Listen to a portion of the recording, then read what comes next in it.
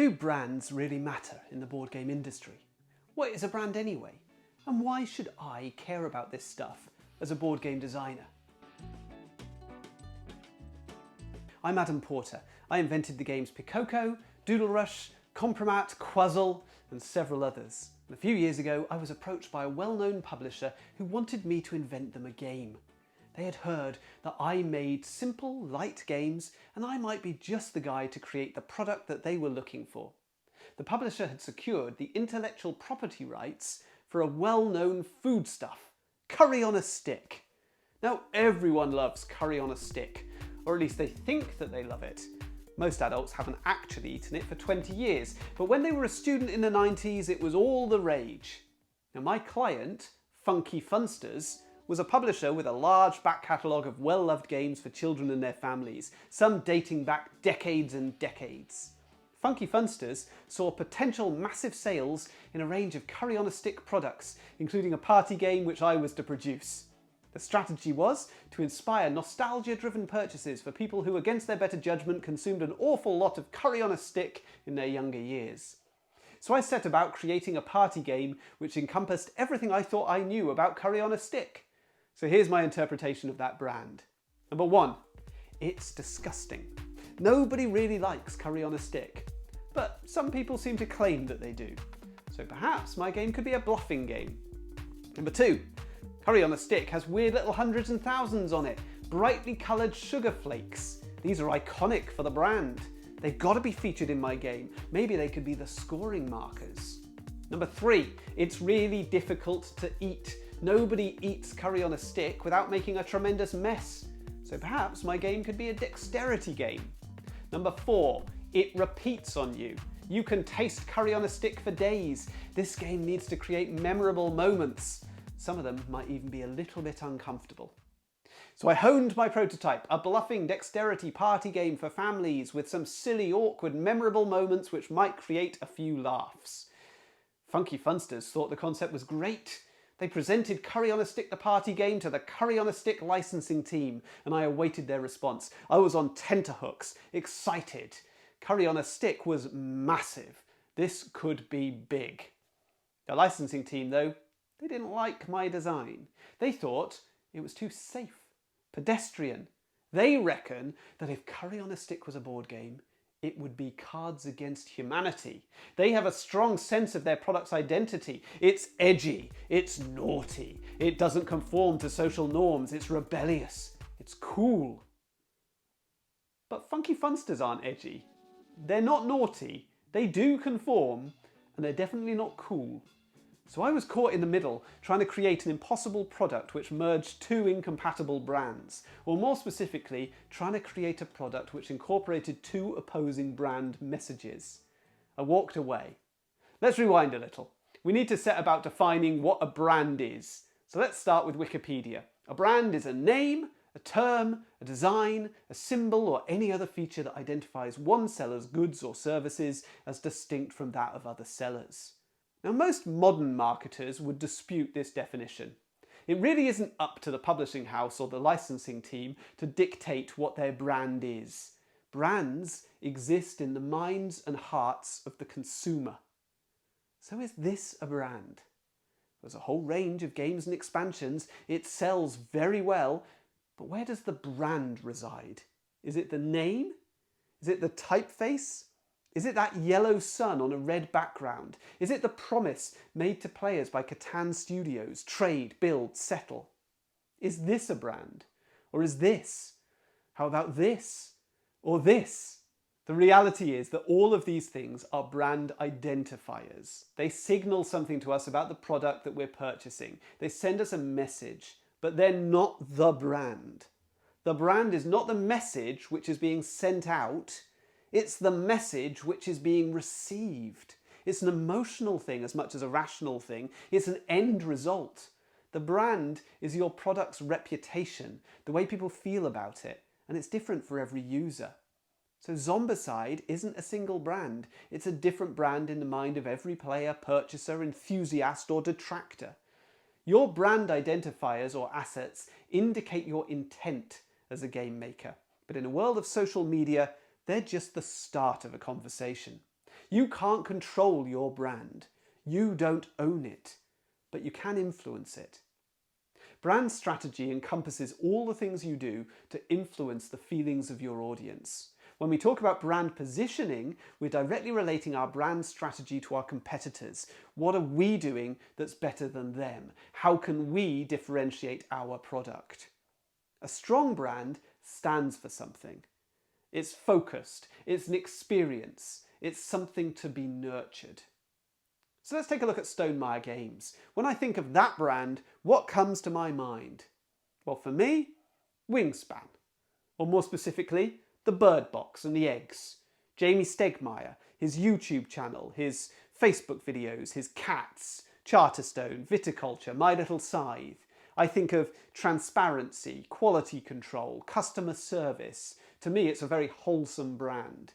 But for you, it might be all about complexity and big boxes, strategy, mechs, legacy campaigns, Kickstarter advice and blogs. Look out, Spieler, they've rarely let me down. Even my least favourite games in their catalogue have given me a really decent experience. Their quality is high. And at this point, the brand, to my mind, is inextricably linked to Clemens Franz's artwork. I still connect that brand to intricate Uwe Rosenberg strategy games, but Franz's artwork provides enough of a bridge that I don't hesitate to think of Grand Austria Hotel or Murano as belonging in the same catalogue as Agricola and Caverna, despite their different creators. As a designer, it's really important to be able to identify what a publisher's brand is if you're going to target your own designs for that company. And increasingly, I do design with specific companies in mind from the outset. Understanding the company's principles, their intent, as well as their reputation and the perception of their audience, gives me the best chance of creating something relevant for that publisher and for their consumers.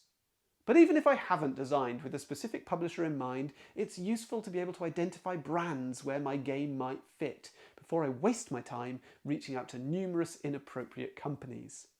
The massive Asmodee Corporation is consolidating the board game marketplace, purchasing many publishing houses and products over recent years.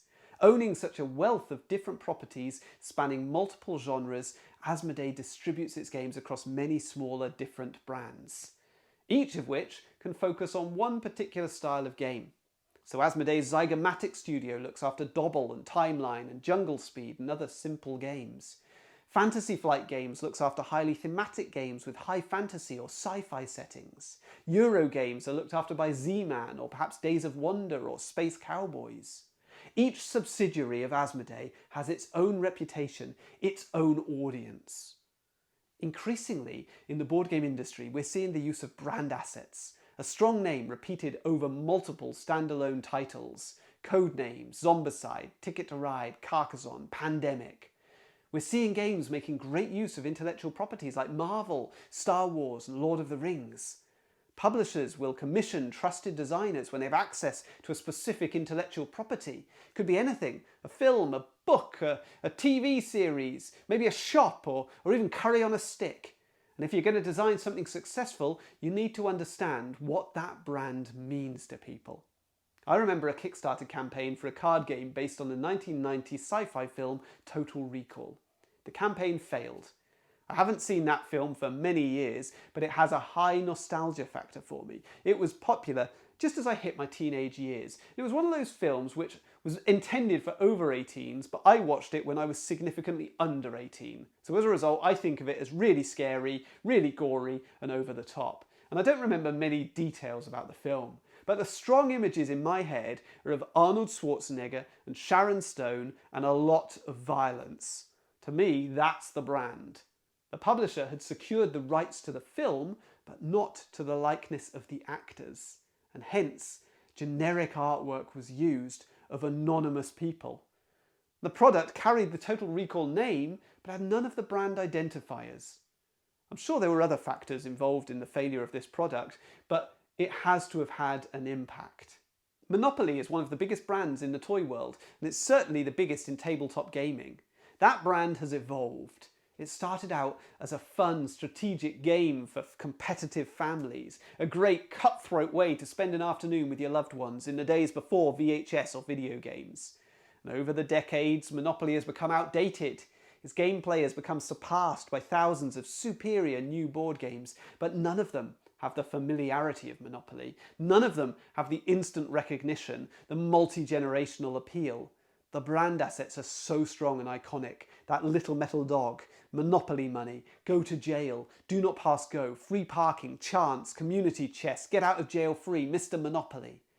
It doesn't matter what Monopoly world you're playing in, these iconic brand assets are going to be present and correct. But while the icons haven't changed, the reputation of the game has.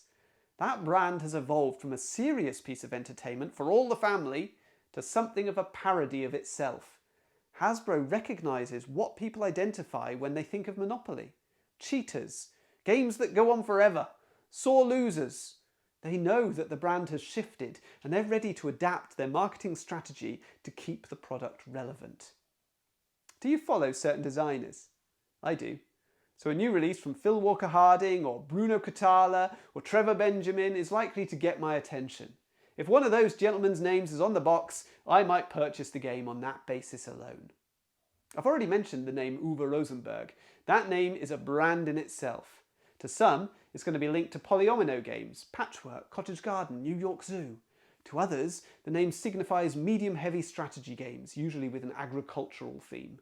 To a third group, he's the Bean Man. Almost universally, though, Uwe Rosenberg's name is seen as a mark of quality.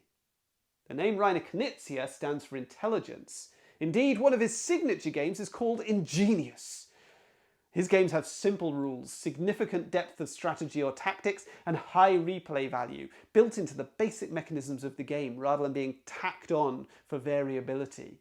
He's the master of streamlining games and creating diverse, accessible experiences.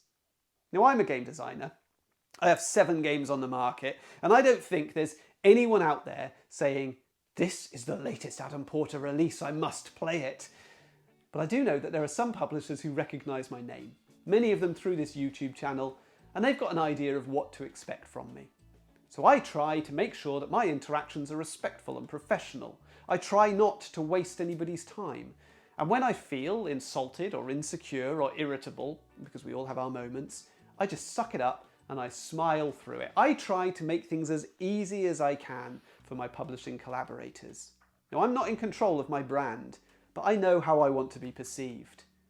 Your personal brand as a designer matters.